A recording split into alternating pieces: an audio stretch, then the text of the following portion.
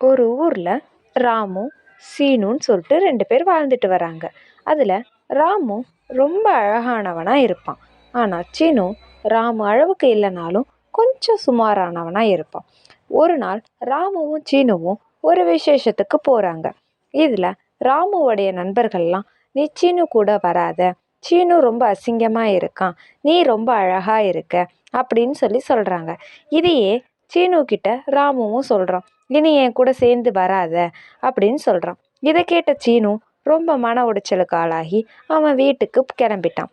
இயற்கை வர்ணனையிலே பாருங்க, அழகான பச்சை பசேல்னு வளர்ந்த மரம், சலசலன்னு அருவியோட சத்தம், அழகான மலைத்தொடர், குருவி பறவைங்க விலங்குங்கன்னு அதனுடைய சத்தம் எவ்வளோ அழகாக இருக்குது. அதுலேயே பார்த்தீங்கன்னா கடவுள் பாலைவனன்ற ஒன்றையும் படைச்சிருக்காரு. பாலைவனம் வறண்டதாக தான் இருக்கலாம், ஆனால் அங்கே விலை மதிக்க முடியாத பேரிச்சம்பழம் நமக்கு கிடைக்கும்.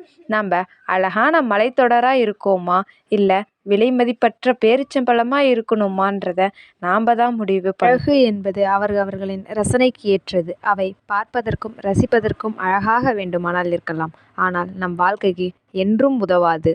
நம் வாழ்க்கைக்கு உதவுவது பாலைவனம் போன்ற சில கரடு முரடான பாதைகளே